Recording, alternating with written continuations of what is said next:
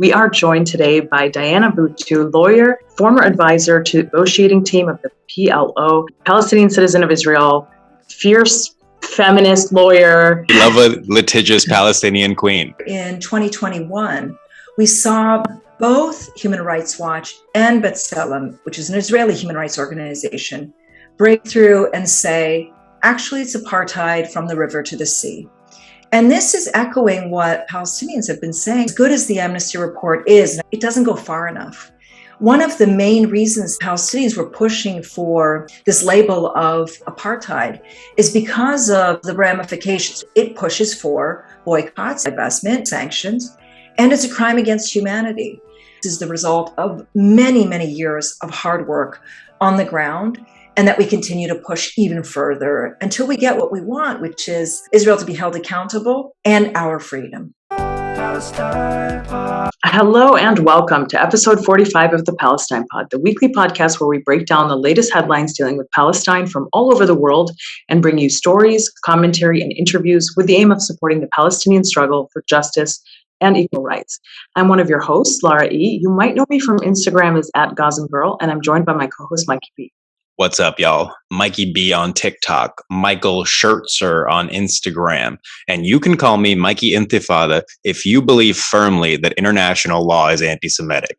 And the dictionary definition of apartheid unfairly singles out Zionism. Yeah, we're going to get into all that and more. Before we get into today's episode, please like, comment, and subscribe if you hang out with us on YouTube. And if you're listening on a podcast app, subscribe and leave a review. As always, you can find our full episodes and sources on PalestinePod.com. And if you want to get involved in the conversation, feel free to reach out to us at PalestinePod@gmail.com and give us a follow on Instagram @the Palestine. We're also going strong on Patreon, so if you love the Palestine Pod and you want to support the project, join our Patreon where you get early access to our episodes, additional podcasts, and more exclusive content. We're also doing our monthly Zoom happy hours for our Patreon subscribers only, so really exciting stuff. Check it out on patreon.com/Palestine. I am so excited for today's interview. We are joined today by Diana Buttu, lawyer, former advisor to the negotiating team of the PLO, Palestinian citizen of Israel, fierce feminist lawyer, all of the above, just a great inspiration for Palestinians, for Palestinian women, for lawyers, for advocates, for activists. I personally have enjoyed and learned so much from just watching you speak, your media appearances, your articles, your academic work. There's just so much to learn from, and you're a great inspiration to all of us, really. I'm so happy that you gave us your time and that you're joining us today. And let's get into it.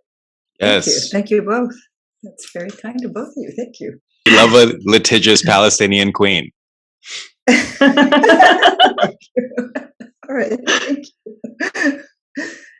Well, thanks for having me. I'm really looking forward to being on it. Thank you. I want to start, Diana, by asking you where you think we are today in the Palestinian struggle. We're now 9 months out of the so-called Unity Intifada. You're obviously on the ground in Haifa, and during the Unity Uprising, you were commenting a lot and publishing a lot about what you were seeing in Haifa, and the attacks on Palestinian citizens that you were seeing there, and this sort of breakdown of this myth of mixed cities and this coexistence. And we're now 9 months out. I think a lot of the energy that we saw during that time perhaps has subsided. Maybe, you can comment on that as well. But where do you think we are in light of this recent uprising, and where do you see us going? And maybe also comment on, the recent Amnesty report. Does it change anything? Is it just another report to add to the stack of other reports that say the same thing and have been saying the same thing? Or is this one, turning the tide perhaps a little bit more? Yeah, sure. Let me begin with the Amnesty report. I think it's really important for us to keep in mind and to put the Amnesty report in its proper light. Beginning with 2001 with the Durban Anti-Racism Conference, where we saw that Palestinian civil society was pushing for this definition of apartheid. They were pushing for Israel to be labeled an apartheid state. And we were joined by our brothers and sisters in South Africa who stood by us and were also doing the pushing. Now, 5 years later, in 2006, we saw Jimmy Carter come out with his book, Palestine, Peace, Not Apartheid. And it was as though a glass ceiling had been shattered in a way, because this was the first time a person of power was now using the term apartheid. To be fair, he was only referring to the West Bank and the Gaza Strip, and we saw several other commentators come forward and say, yeah, it might be apartheid in the West Bank and the Gaza Strip, but not inside Israel. That these are two separate regimes and so on. And then last year in 2021, we saw both Human Rights Watch and B'Tselem, which is an Israeli human rights organization, break through and say, actually, it's apartheid from the river to the sea. And this is echoing what Palestinians have been saying since, as I mentioned, from 2001. We finally come to the year 2022, where Amnesty, the largest human rights organization in the world, membership of 10 million plus, has also finally seen the light and is labeling it apartheid. There's problems, though. The number one problem is, as good as the Amnesty report is, and I do think that it's a very good report, it doesn't go far enough. One of the main reasons that Palestinians were pushing for this label of apartheid is because of the ramifications. What's the impact? And that impact is that it pushes for boycotts, it pushes for divestment, it pushes for sanctions, and it's a crime against humanity. And sadly, the Amnesty report, while labeling it correctly, isn't pushing for the right remedies. They're not calling for a full boycott of Israel. They're not calling for divestment. They're not calling for sanctions. So it's important that we embrace this, that we recognize that this is the result of many, many years of hard work on the ground, and that we continue to push even further until we get what it is, what we want, which is Israel to be held accountable and our freedom. Now, in terms of the Unity Uprising, or the 9 months after the Unity Uprising, I actually don't like the term Unity Uprising because it implies that there was a little bit of disunity before that. And I can tell you that there wasn't. There's never been a time in Palestinian history where we haven't seen that we are one people. For example, what happens in the West Bank resonates in the Gaza Strip. We see protests happening there. What happens inside the Gaza Strip, you'll see protests in 48. I mean, I can tell you, all of these war stories of the times that I've been shot at and beaten, and not just me, others as well. So there's always been a connection between us. We've always been united in our common struggle, which is to be liberated from this settler colonial regime. We've always been united. I think the difference now, though, is, as you put it, 9 months after, is we're seeing the same things happening. Like the same things that were happening in May of 2021 are happening today. In fact, we fully expect that the Salmon family in Sheikh Jarrah is going to be expelled from their house at the end of this month, at the end of February. We already saw that last month, the Salahiyya family not only was expelled from their house, but their house was demolished. So all of these same things are happening. We haven't seen that there's been a change. Do we see mobs, lynch mobs in the streets of Haifa in the same way we did in May? No. But the same system of repression, the same system of discrimination still exists. And it's once again back to that place of being hidden again. That's where we are right now.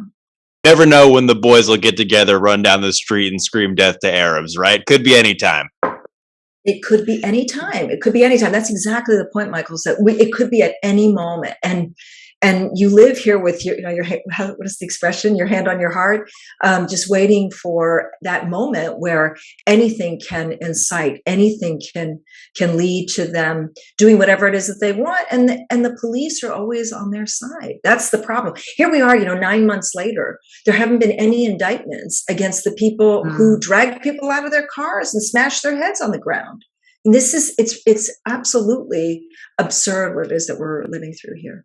Meanwhile, people who protested are languishing in administrative detention, being tortured in various concentration facilities right now. So, there are people who so much as just raised a finger to somebody's face and they got disappeared.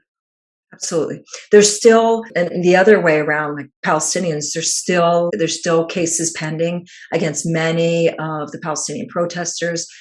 Some of them remained in prison for quite some time. I don't think there's any left still in prison, but they were in prison for quite some time.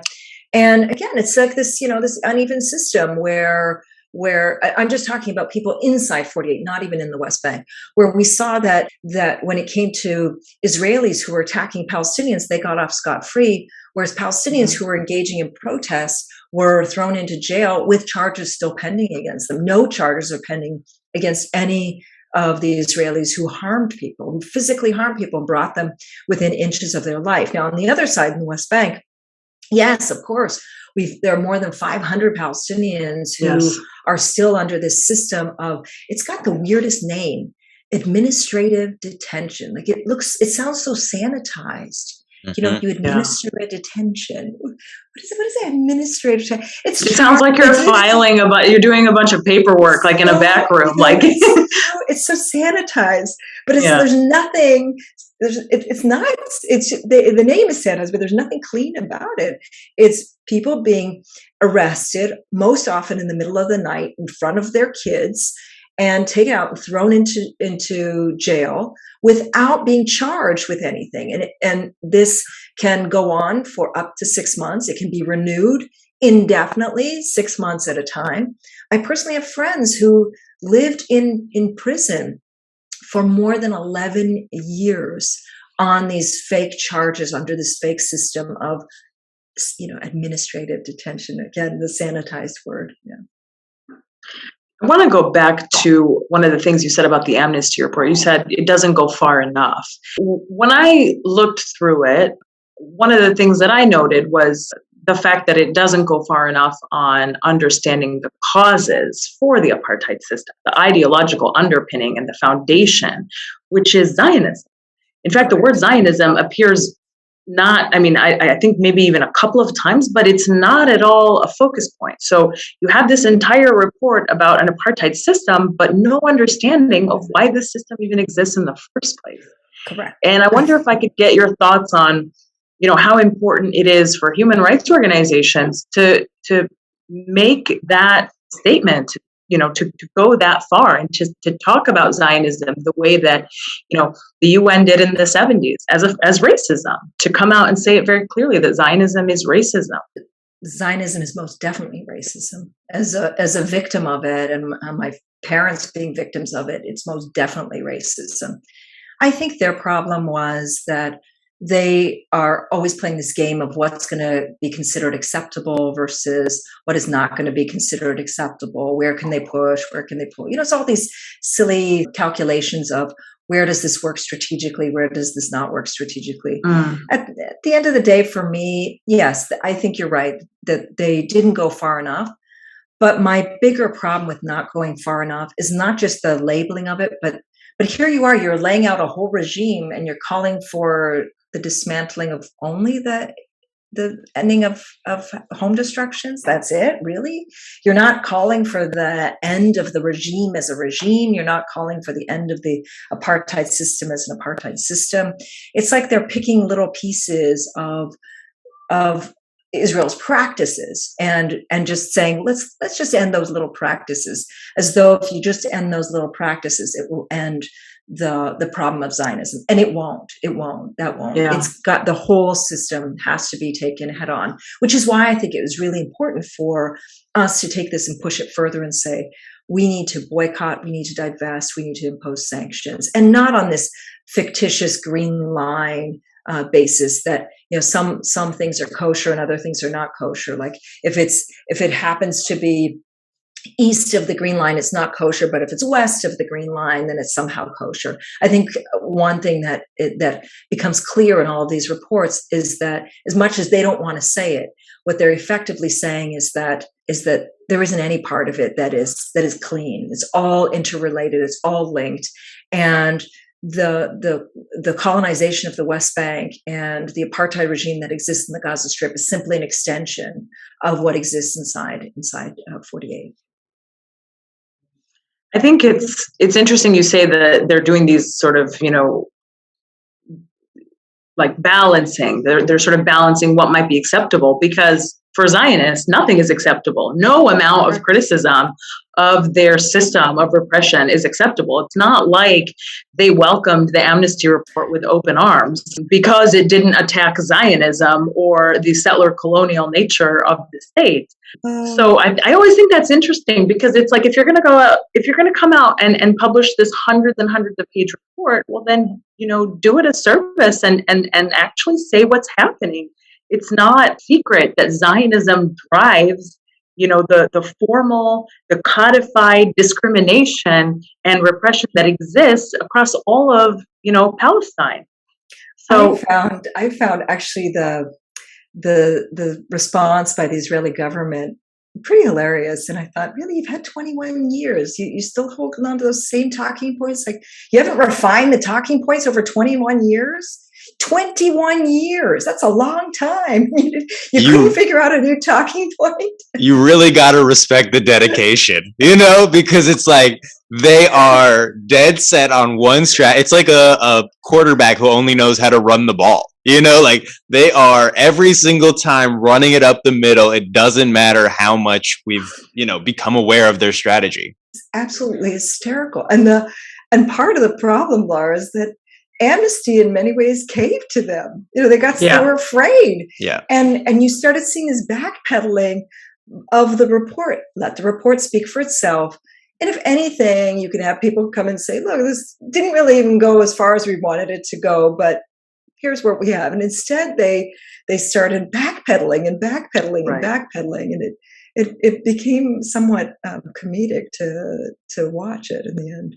Yeah, the Amnesty report did something that I see a lot of these like propaganda Zionists on TikTok doing, which is trying to reduce Zionism to just like a few tiny little things that we could easily tweak and get rid of, and then it's right back on the race course. We're all good. And it's like, nah, even if you shut down every single checkpoint inside of Palestine, that's not going to keep the scientists in Iran alive. You know what I mean? Like, no. There's still going to be assassinations all over the world. Like, they're still going to funnel guns and money to anybody who's trying to steal resources.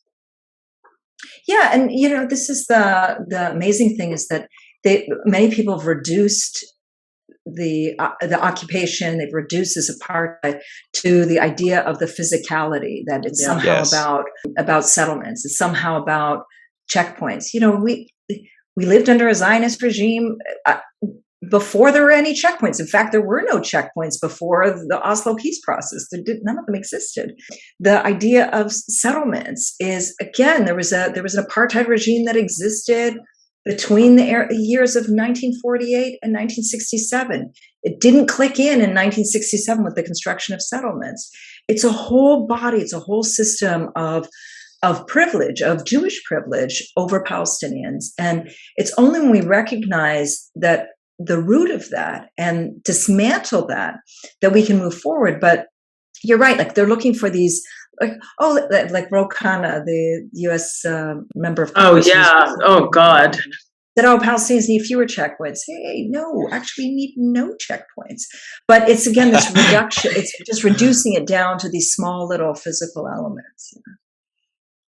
Yeah, it's so dehumanizing. They'd be like, hey, we're cattle. Yeah, they'd be like, hey, we have to kill less Palestinians, right? Like, we're not, exactly. Nobody's saying stop killing Palestinians. Like, that's a U.S. member of Congress when they come out and make a statement about Palestinians. They're like, we're not crazy, right? Like, just keep it down a little bit. Just keep it down. Don't annoy us. Just calm it down a little bit. Yeah. Don't make it a citizen that is a dual citizen of America and Palestine, because then things get kind of testy for us.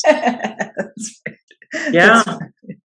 I mean, I remember back when Israel attacked the flotilla, there was all this buzz that one of the individuals that was killed was a Turkish-American binational. These killings happen all the time, and it's really in those select moments when they kill the wrong person, or when they, for example, attacked Khader and they beat him to a pulp, and he was a Palestinian-American visiting his family in Palestine over the summer. It's in those moments where these stories come out. It's like, but this is happening all the time to people on the ground, and nobody, their stories are perhaps told, perhaps not. Perhaps they get, just a microsecond of attention, or not at all. And, it doesn't matter because they don't have, the blue passport. Ro Khanna is like, hey, before you murder someone, check their paperwork for me. Makes it easier. Yeah. Makes it easier. Exactly. This is that's the whole approach of this administration now is, let's not really focus on this. It's just don't do anything that's going to get the world's attention. Just do what you need to do, but do it quietly. Just as few waves as possible. Don't make any waves. And Joe Biden, an American citizen. Joe Biden loves a low profile. Like, he is the king of low profile, because people are now running with this thing where it's like, you don't really even see Joe Biden. It's like, yeah, well, they keep him locked away for good reason, right? Because anytime he gets any airtime, you're like, is this guy good? You know what I mean? Like, but yeah. I was telling you that last week. I was like, yeah, you did say that. You did say that. I was like, have you seen him lately? I think it's funny because Michael and I were talking on last week's episode about how now the big thing that they're like trying to pretend like they care about is settler violence. Like, you had like Yair Lapid come out and say like, oh, I promise I'll pay attention to settler violence, as if like that is the issue, and that if we just solve settler violence, then Palestinians will all suddenly have, all of their rights fulfilled. It's the settler violence happens the most just so that you can see the viciousness of it during the olive harvest. The olive harvest, for anybody who knows about Palestine, it's like the one time of year where you see everybody across Palestine happy. Everybody. It doesn't matter your economic status, doesn't matter your religion, it doesn't matter if you're from a city or from a village. Everybody across the board is happy because olives are just, there's so much of a mainstay in our daily life. And of course, when do settlers attack the most? During the olive harvest, during the olive season. And it's not at all coincidental that this is when the Israeli government just magically turns a blind eye to everything that they're doing. So the Israeli settlers will torch houses, they'll torch olive orchards, they'll torch cars, they'll do whatever it is that they want to do just to try to intimidate people and to prevent us from having our joy and prevent us from having that access to our land. So I don't believe anything that this government says that somehow now it's the settlers, because this is the same person who will turn around and if he needs the support of the settlers, will do whatever he needs to do to get their votes. Because one thing that, again, going back to this Amnesty report, one thing that's become clear is that the settlers are not separate from the state of Israel. They're such an integral part. It's not as though they're a different class of people. They're just so enmeshed. There isn't a sign that when you're driving throughout the West Bank that says "Welcome to occupied territory," or a sign that says "You are now entering a settlement," or "You are now." The entire state is a settlement. The entire state is a settlement. Exactly, and the people are entirely enmeshed. So when you see that Lapid is saying something, it's the equivalent of him trying to make a distinction that somehow they're different than the rest of Israeli society, when it's all enmeshed. It's all enmeshed. There is no difference. It's not as though these are colonizers who are heading back to the mainland. These are colonizers that are living within meters, like on the same within meters of their so-called neighbors, being the other Israelis. This isn't they're not totally separate physically or geographically or even ideologically. They're one and the same. Then you have Itmar Ben-Gvir pulling up outside of Sheikh Jarrah, pulling up in the Negev with a loaded gun, talking about, we're going to send you to Syria. So, for all the people who are like, oh, it's the government and it's not it's like, it's all of it. It's all of it collectively working together. Yeah, Ben-Gvir himself, he's a Kahanist. He's a follower of Meir Kahana, who believed in the ethnic cleansing of Palestinians from Palestine. He openly calls for ethnic cleansing. He himself, he's been on tape when he was younger. He dressed up for Purim as Baruch Goldstein and came out and said, Baruch Goldstein is my hero. I'm dressing up exactly like my hero. And this man, he will do anything possible, not only to get the cameras on him, but to get the ideology into on the cameras. So, for example, last week when he pulled up in front of the Salmon house in Sheikh Jarrah, a police officer, I think he grabbed him, and you see Ben Gvir falling to the ground and then being rushed to the hospital. And pushed over by a gust of wind, it looked like. Exactly. And then but for 2 days afterwards, he was on every Israeli channel, like the equivalent in the United States of NPR, ABC, CBS. This is a man who calls for ethnic cleansing of Palestinians, and they just normalize him because, as we were saying, he's no different than the rest of the state. He's part of the state.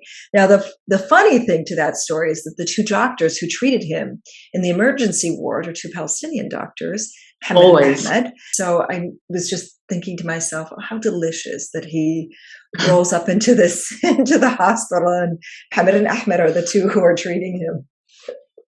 On the notion of the whole state as a settlement, this reminds me of one of my favorite quotes of yours that I found in an NPR article, where you said, this is, exactly the problem. Israel came to us. We didn't come to Israel. Correct.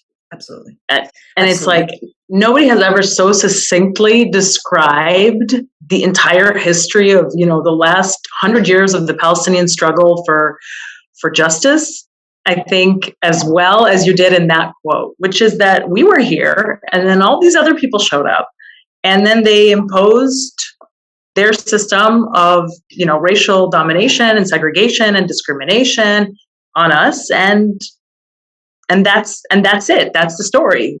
And they destroyed communities, Lara. That's the part that is, I know you know this already, but my father passed away back in November, and my father was really one of the main reasons that I moved to Palestine. And, when I was growing up, my father used to talk about the members of the community who were from his hometown, Limjadil. Limjadil is 2 kilometers away from Nazareth. But in 1948, during the Nakba, when Israel ethnically cleansed Palestinians from Limjadil, people ended up fleeing. So they destroyed his community, and some fled to Nazareth, some to Lebanon, some to Syria, some to Jordan, some to other places.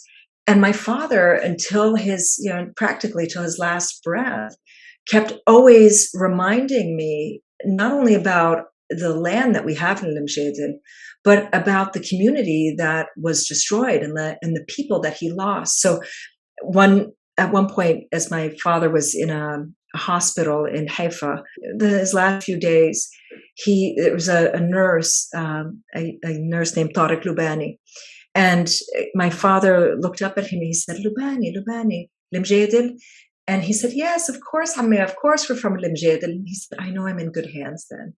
It's, it's this whole feeling of that a whole society was destroyed. It wasn't just that they came to us and that they imposed a system of laws. It's they actively destroyed communities and left them fleeing, with people asking about one another. The Nakba was almost 74 years ago, and my father remembered it every day as though it had been just the day before. Wow. Yeah. I mean, thank you for sharing that with us. This is very much the reality when you're talking about over 500 cities and villages and towns that were destroyed in a matter of like a year? I mean, with the majority of it happening within a few months, and then their inhabitants being expelled to other neighboring countries, or in your family's case, to not very far away, but then having your land taken from you because you were classified as present absentees, which, again, is another one of these sanitized words that Israel has created, that this settler state has, just fabricated in a very just clear attempt to steal, right? They codify stealing by giving it these bizarre, vague words, present absentee. What is that? It means that you were expelled, but not very far. But because you were expelled by them, they now can take your land. I mean, what is that even? That just doesn't even make sense. The whole point is that they want to create a veneer of legality. Yes. So they try to put this like veneer that somehow everything that they do is legal. But there's nothing legal about stealing a person's land. There's nothing legal about destroying an entire community and sending them packing and then erasing it and putting a new label on it. I know you both are the lawyers, but I don't think you have to be an expert to be like mass murder, not legal, right? Exactly. Not cool, not right, not legal. And in my dad's village, there's now an Israeli city called Migdal HaEmek there. And in it, you drive into the village, it's now a town, and there's a sign that says, established in 1951.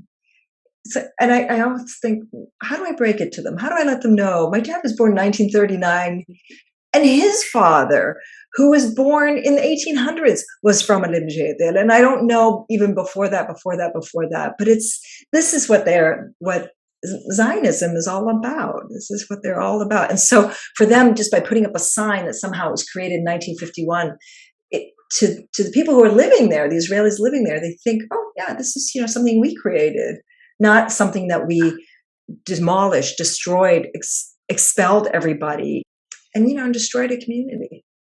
You see the same thing in the U.S. and in Canada when you drive into a new town. It's as if the land wasn't there before, and the clock starts running in like the 1700s. It's very bizarre. Exactly. But that's the nature of settler colonialism. It's rewriting a history, in a specific course, and you start the clock when you arrive because only you matter. Nothing else matters. Correct. Before you. Correct. Right? Absolutely. Because you're the right skin color, or you're the right race, or you're the right whatever, religion, whatever it may be. Yeah.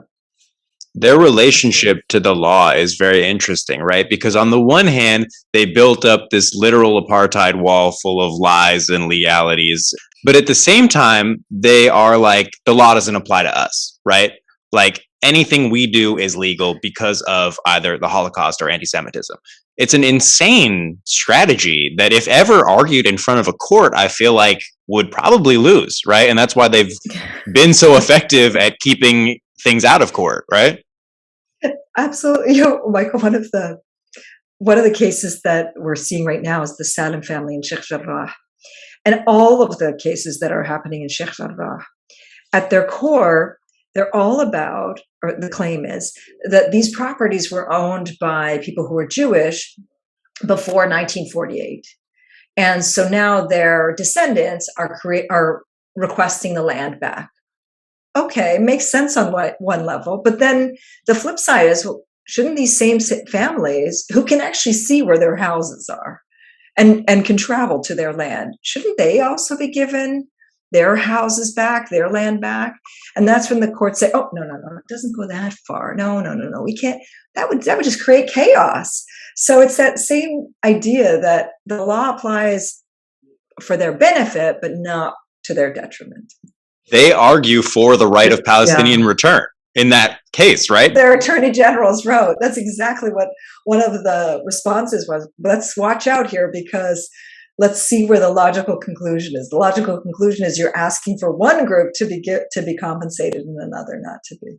Yeah, it seems like there are millions of people all over the world who'd like to make that argument. Absolutely. Yeah. It reminds me of when liberal Zionists try to be like, oh, we're just going back to our ancestral homeland. How would you feel if you wouldn't be able to come back after 3,000 years? I'm like, well, but what? It's like, have you heard this logic before?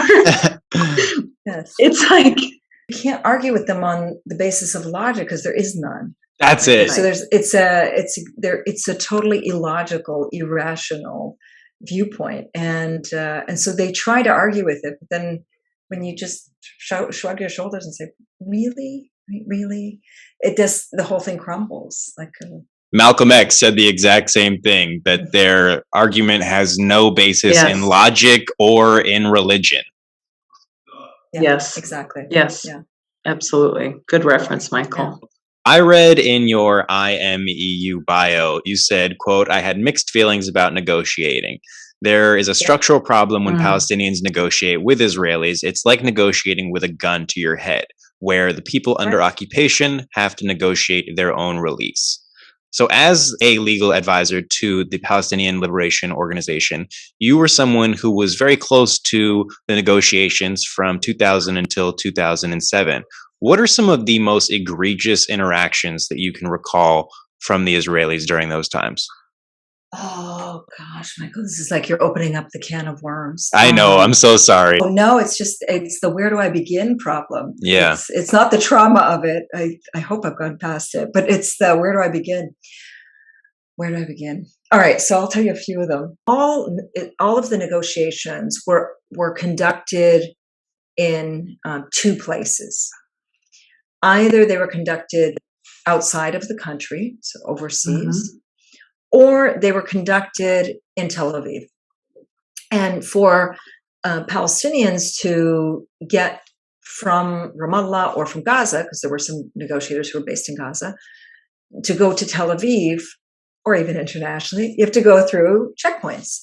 So there are different types of checkpoints throughout the West Bank. I, as somebody who holds Israeli citizenship, I can cross through any of those checkpoints. This is the privileged class within the ghetto, right? Within the system. I'm considered of the privileged class. But and most of the Palestinian negotiators, most but not all, had what were called VIP passes, which meant that they could go through most but not all of the Israeli checkpoints. But even though they could go through most, but not all Israeli checkpoints, they had to have special permission to be able to go through these checkpoints. Yeah.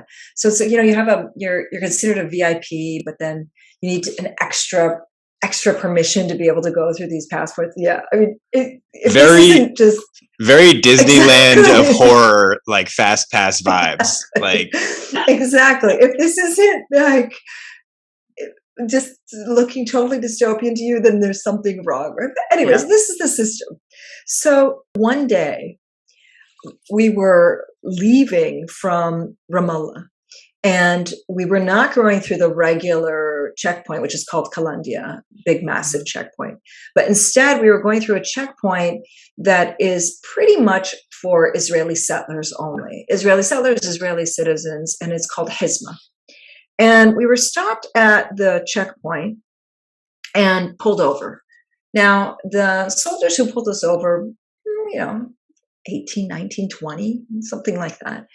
And they looked at the different IDs that we all had. So they looked at my ID, and I, of course, was allowed, in the privileged class, I'm allowed to go.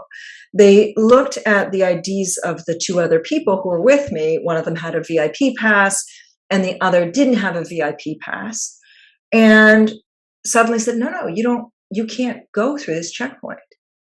And, then I found myself in this really weird situation where I'm saying, didn't you hear on the news that there's a negotiation session today? Like, we're actually on our way to a negotiation session. Didn't you hear about this in the news? No. Okay, well, can you call your commanding officer to check? No. You're going to have to leave. You, Diana, can walk, but everybody else is going to have to go around. And it leads to this. We were there for about 2 hours with me being the most irate, sort of saying, can you just call the people that we're supposed to be meeting? And maybe it was like we were so desperate to be able to just pass this checkpoint, to be able to go, that you're like, it's like you're looking for the slightest thing just to be able to let you through. And it just became so bizarre to me that these soldiers had so much power over our lives, and that the system within Israel was so dysfunctional that, and I'm still convinced, as much as people say this was deliberate, it wasn't deliberate. This was definitely not something that they had done deliberately, but it just shows you that they don't need to think about what life is like for Palestinians. They don't need to think that they've created this whole superstructure that makes it impossible for Palestinians to move. Because they're such of the privileged class. They just assume that they'll make it at whatever time.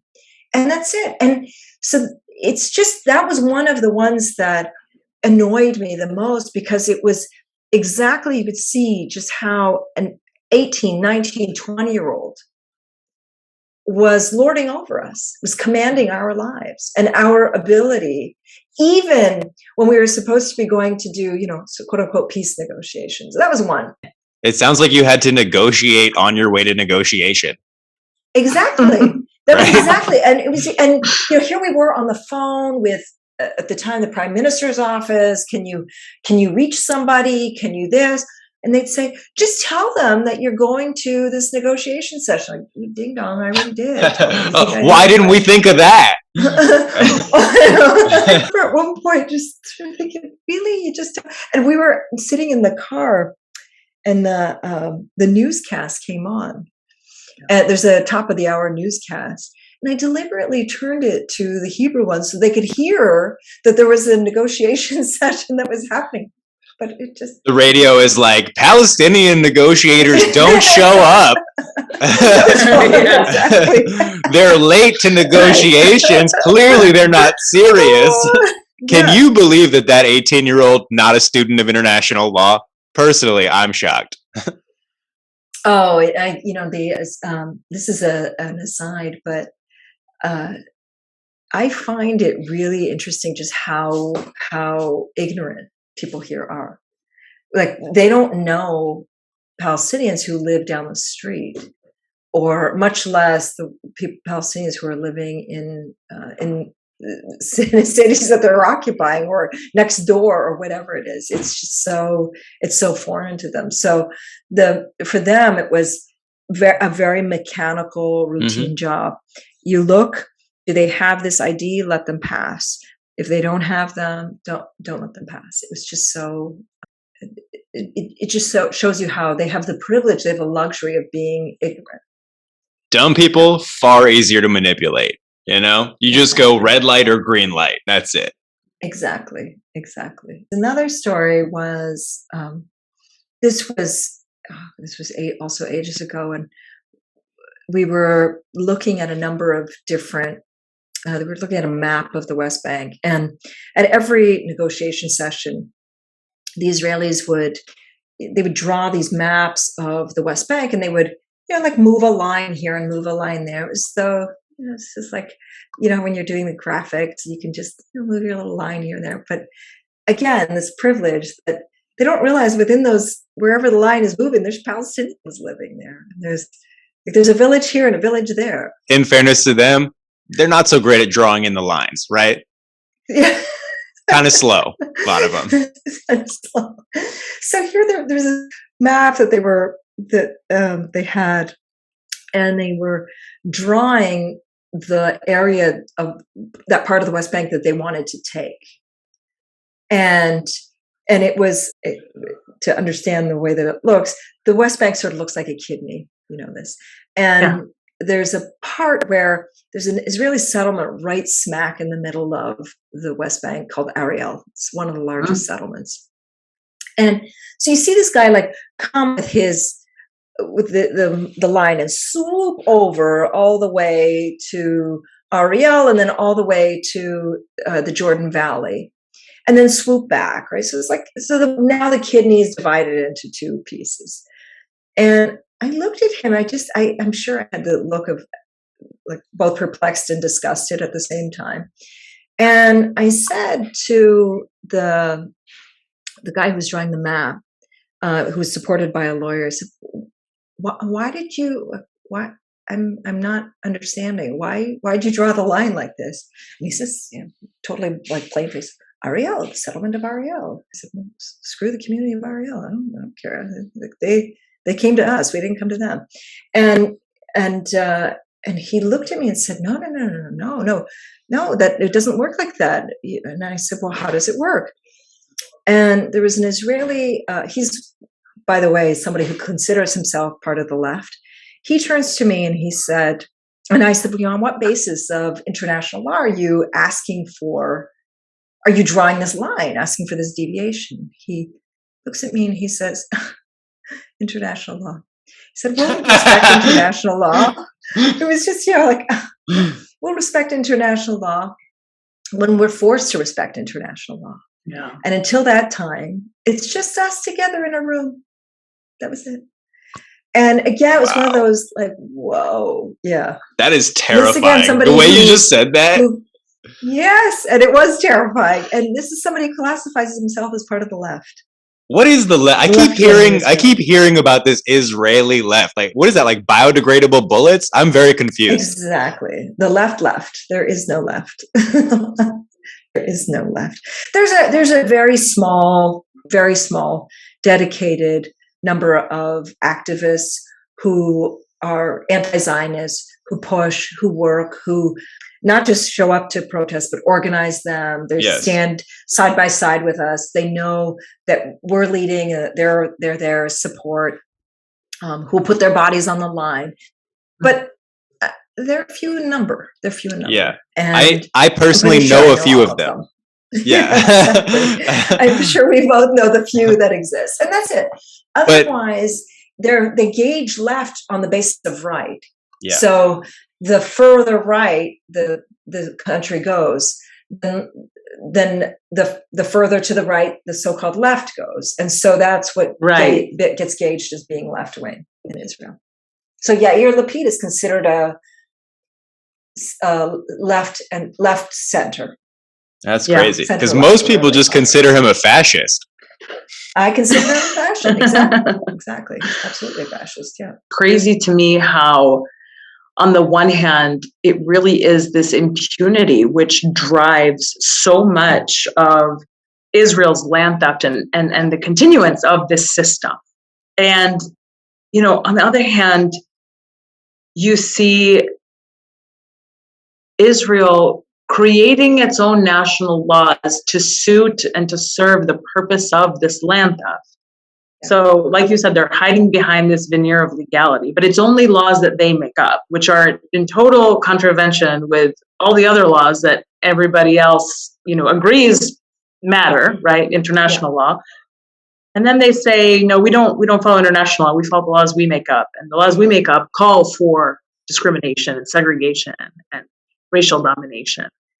Why even have the laws, like the Israeli laws? Like what's the purpose of that even? Just go all out. That's the point, because of this impunity. It seems like they don't even need to hide behind it, because they've never been held accountable. Can we just for a second go back to "it's just you and me in a room"? That's a literal line from a super villain.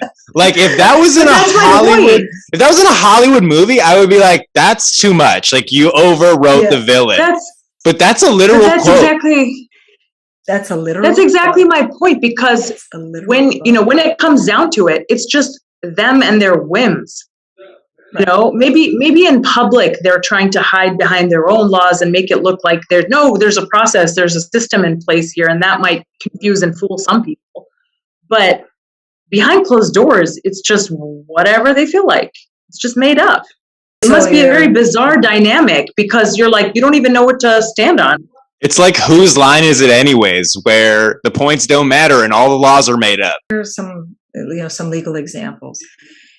There used to be a time where they would judge, they have this whole dance. Actually, all countries have this dance. Lara, you know this, where the Supreme Courts of all these countries around the settler colonial countries will have this dance of what they call balancing, right? We need to balance this with that and so on. And then the balance never works really.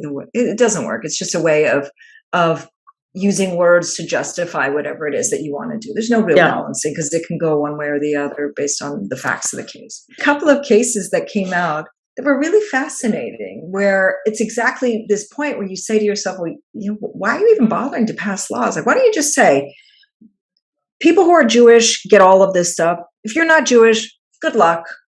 Because that's really, in effect, what the system is. Is that not the law already? Isn't that the law? Exactly. But it's to make it clearer, right? To make it right.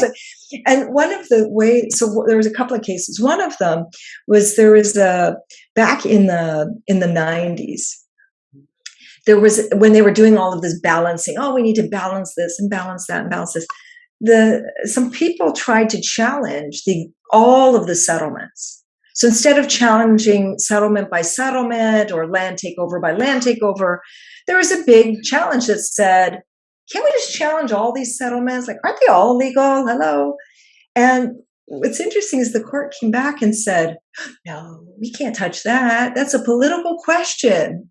We have to leave that to the politicians. So again, it's like, okay, well, I guess the law doesn't really matter. And then there was another case where there's a law that exists on the books here. It's called the Admissions Committee's law. And what that law is about is that if a community is of a certain size, small, like smallish size, then the community itself, of course, I'm using the sanitized language now, the community itself can decide whether you are acceptable to be living in the community. Again, that should set off a whole bunch of trigger warnings. What does acceptable mean? Who decides what's acceptable? Is it religion? Is it race? Is it if you're queer? Is it if you're disabled? Like what's considered acceptable? So lawyers, whatever you feel like it. Exactly. Whatever you feel like. Let's roll the dice and live our lives. Let's roll the dice. Exactly. So some lawyers went to court challenging this and saying, let's be clear, this is code for Jewish, not Jewish. This is code for Jewish, not Jewish. And the court, which they were expecting the court to say, well, not really, we need to balance and, all this sort of nice little dance. The court comes out and says, yeah, and so? And so, basically saying you're absolutely right. And this is a Jewish state. And given that it's a Jewish state, these communities should be allowed to determine whether they want non-Jews to live within their communities. It's just that simple. It was just that simple.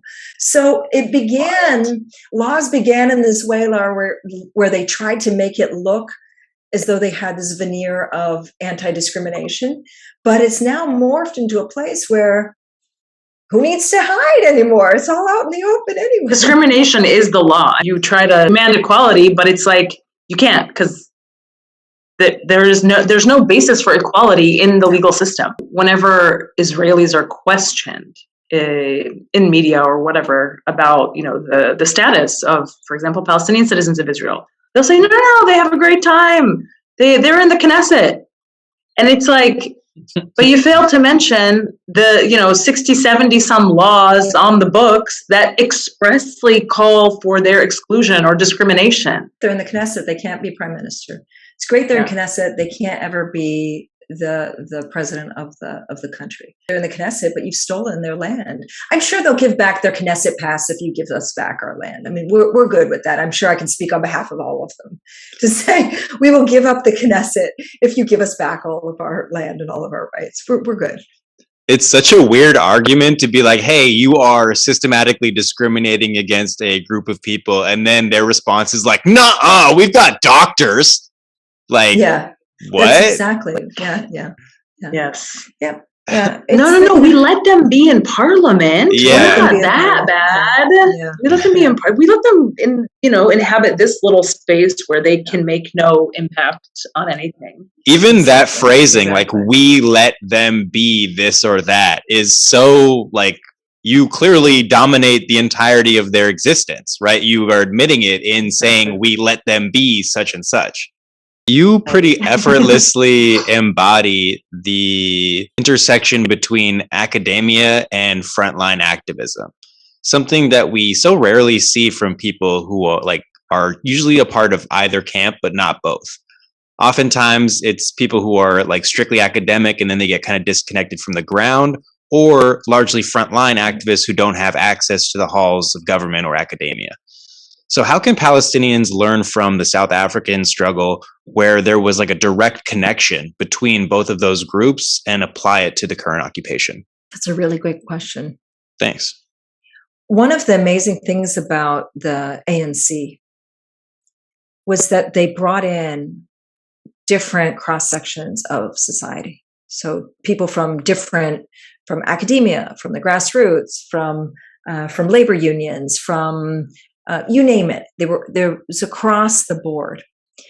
And that was one of the amazing things about the PLO in its earlier days, is that they really tried to bring in all of these different communities, whether it was the business community alongside with academia, with grassroots, with feminists, with children, with labor unions, with you name it. It was all across the board, and it was incredible to watch. And that's where I got my political education, was just seeing all of these different groups come together and merge together. So really interesting to see, for example, Edward Said alongside people from the labor movement, to be alongside with activists like Faisal Husseini, like, you name it, it was all sort of one. And then with Oslo, all of that disappeared. Yeah. And not just disappeared, it's not like it magically disappeared. I think there was really a decision that was taken to divide and to destroy all of that. And that's why, for me, now living in Palestine, you see all of these fractures. This goes back to your earlier question, Lara, about where are we now? You see all these fractures and divisions within society where we're no longer, I don't feel that we're any longer, or two hands, let's say, working together, clapping together, or one people working together. We always have been one people, but there's been such a division that's been created within class, within groups, within academia versus non. I mean, it's incredible to see just how divided we are. So we don't have any longer the labor unions that are backing the political movement, or the political movement that's relying on academics, or the grassroots that's pushing alongside the labor movements. It's all been destroyed effectively. So it's by chance that if you go to a protest in Beita, for example, in the West Bank, that you'll see that there are people who are from the labor movement, but it's not as though you see the unions working alongside with the grassroots. This happened just the one time during May where we did see that there was a major strike, but then it just as quickly as it came is as quickly as it went. And I think the lesson to be learned from South Africa is that we need to rebuild our national movement, and our national movement needs to be rebuilt in a way that encompasses everybody. We all have a role to play, and I don't care what political faction you're from. I think that everybody has a role to play in our liberation. But there's been a deliberate decision to make this only about Fatah and only about the elite within Fatah, and not about anybody else within our political struggle. Yeah, I want to maybe just go off of that really quickly, if possible, Michael, because I have a question about Oslo. So I think it kind of is related. I think, when you look back on the history, you see how the PLO starts out as this liberation movement. They have this like huge sort of unprecedented success before the UN. They centered armed resistance. They were able to get the passage of the General Assembly resolution affirming that Zionism is racism. Yeah. It seems like we were, in a weird way, it seems like we were closer to liberation then than we are now. And then at the same time, you hear all of these statements being made about, Oslo being dead. So I want to get your thoughts. I mean, is Oslo dead? Was it ever alive? Were we closer then than we are now? Are we getting to a breaking point now because of all the things that are coming out, with apartheid, or do we need to look back in order to go forward? Are we paving like a new future, or should we look backwards and learn from the past? Because I feel like with Oslo, I mean, when I look at what happened with Oslo, it infuriates me. I want to scream because it seems so obvious to me that you will never get more later by accepting less now. By conceding your rights now, you're never going to get more later. But that seems like that was the whole philosophy of Oslo. That was the Palestinian liberation equivalent of Mom, are we there yet? That's absolutely true. The philosophy of Oslo, there were a few things that were happening around the time of Oslo that I think we can't discount. The first was that the PLO took the decision to back Saddam Hussein. Yes. Actually, it wasn't even so much backing it, but in that environment, not being against the occupation is effectively backing it. Bad tactical move. Yeah. Very bad. And so as a result, that was when you saw the PLO being its absolute weakest. And Israel capitalized on it and saw that the PLO was its absolute weakest and said, hey, what do you think of this deal? And they went with it. The other part of Oslo was that there was a sense that things need to be done in a slow, piecemeal approach. Yeah. And that this slow, piecemeal approach will build up trust, and that in building up trust, then Israel will be able to make big concessions. Well, history has proven that that's obviously wrong. Never been an instance in Israeli history where they have felt, quote unquote, safe enough that they're going to make territorial concessions. It's never happened. The only time that they've pulled out of things is because they were attacked during Yom Kippur War. That's it. There was no other time that in history where they said, oh, be nice to us and we'll give you, and it doesn't work. So that was Oslo. Is Oslo still alive today? Absolutely. That's the problem. That all of the structures that were created around Oslo and the thinking of Oslo is still very much alive. Now, the reason I was writing as you were speaking was I was trying to remember all of the names of the Israeli prime ministers that have been around, not since Oslo, just since Mahmoud Abbas has been president. And I wrote them down. There's 5. When he was elected in 2005 as president, Sharon was in office. Yeah. Then came Olmert. Then came Tzipi Livni for a short period of time. Then Netanyahu, 10 years of Netanyahu. And now Naftali Bennett. And throughout all of this period, these are 5 different prime ministers that he had the ability to challenge Oslo some way, somehow along the 5.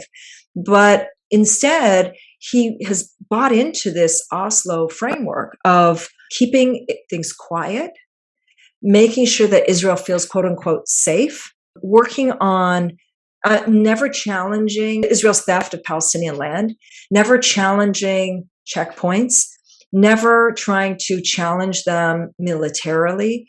It's always been, it's a mindset that has been bought into.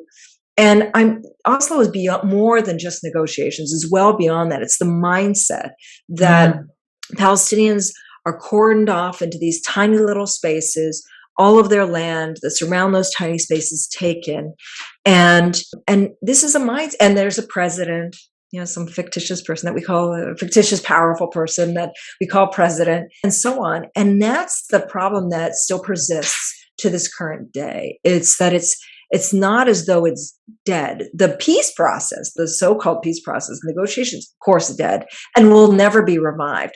But that mindset, that mentality, that idea that we're at our absolute weakest, and given that we are at our weakest, we have to accept anything. And the mindset, the mentality that we should be accepting living under less than human conditions, that sadly remains. As long as we get labeled president, that sadly remains. That is alive and well. Amongst the ruling class, perhaps, but amongst people, obviously not the case. I mean, I would say that was we were talking. Yeah, but we were talking. For example, I don't know. It was like several months ago. There were supposed to be elections, and then they were canceled, and like thousands of people registered to. There were like thousands of candidates for the elections. I think people are hungry for something different. Yeah, but not willing to like you challenge said, the system. Yeah, that's the problem, Lara. Is that I know lots of Palestinians who are living in the West Bank, and as much as people are complaining about it, and they should be complaining, because they've brought us to our worst point in history. When you see that the likes of Naftali Bennett is considered to be a relief to the international community because it's not Netanyahu, it just shows you this is a guy who's bragged about how many Arabs he's killed. He's got a justice minister who's called Palestinian mothers snakes. If we're at that state, then it just shows you just what a low point we're at in our political history. And sadly, because they've set up a system in which we are all now dependent in some way on the Palestinian Authority, there's very few people who are willing to challenge it. They'll challenge it within the framework of elections, but they're not going to go and topple it. That's the sad part now. Now, I'm not somebody who's going to say, I live in a system of, I'm not the person who's suffering under military occupation. So it's not for me to say that people should be going up and toppling Abu Mazen. There might be other reasons that they want to keep him in place. I don't know. But at the same time, you just see that they've spent these 25, close to 30 years wearing people down to the point where people are just thinking about how it is that they're going to live a decent life. Is the name of this episode Overthrow Abbas? I'd love for it to be. This would listen to it if we named it that. No. Diana, I don't know if this is still the case, but when I visited the occupied West Bank in 2010, I was shocked by how many times I saw the photo of Yasser Arafat hanging in every Palestinian home that I visited, but I never saw any photos of Abu Mazen anywhere. And I was telling my tata, what is this? Like, what is this? And I think my impression was that nobody takes him seriously. I mean, I don't know if that's, if you can speak to that, but no, you're absolutely right. But he's been in office now for 17 years. 17 years and has done, I can't say he's done nothing. That's actually not true. He's taken us backwards. And not only taken us backwards politically, he's made us dependent economically. He's created an entire class of people that is a security class that have made a lot of money off of controlling us. He's passed, get this, you'll find this interesting. Between the period of 1996 to the year 2006, the first 10 years of the Palestinian Legislative Council and the first 10 years of the Palestinian Authority. If you look at that period, and then you look at the period of 2006 to 2016, again, 10 years, right? Just 10 years. Double the number of laws were passed in that second half from 2006 to 2016 than were passed in the first half. Why is that significant? Because in the first half, they were done through a parliamentary process of people voting and voting against laws. In the second half, that second 10-year period, they were all passed by presidential decree. Now, then you should ask yourself, well, what are all these laws that are being passed from the period of 2006 to 2016? They're primarily economic bills. These are economic bills to benefit his friends, to give them monopolies. So it's not as though he's done nothing. He's actually sent us backwards. He's made it comfortable for Israel. He's made it comfortable for these 5 Israeli prime ministers who've been around during the period that he's been in office. He's made it so easy for them and so difficult for us. And yet he still persists. He still is around. And I think that he's still around because they want him to be around. Otherwise, they would have moved. Because Israel allows him to be around. That's why. And I think this reminds me of back in May when we saw Palestinians protesting in the West Bank, and you saw the PA and their literal thugs that were out in the street with bricks, like trying to attack protesters, prevent them from holding demonstrations. You should be out there demonstrating with them. The whole, point is to be unified against apartheid and settler colonialism, and yet you are here doing the dirty work of the occupation. The same happened, and I remember there's actually virtually every instance, but you mentioned the flotilla of 2010, May 2010. And during May 2010, it was the exact same situation where people were protesting Israel's attack on the flotilla. And instead, we were getting beaten by the Palestinian Authority police. This is at a time when I still lived in Ramallah. Yeah, I mean, it looks like anybody who does really try and challenge them in any significant way gets disappeared, right? Like Nizar Binat was murdered in their custody. So I think they're trying to send a pretty clear message, like, we are the guys you got to deal with. And if you don't like that, we can find some place for you. One thing that I have to say that has been interesting to see is that over the years, just how it's turned us into a big yawn. The people have no idea who the leader of Palestine is.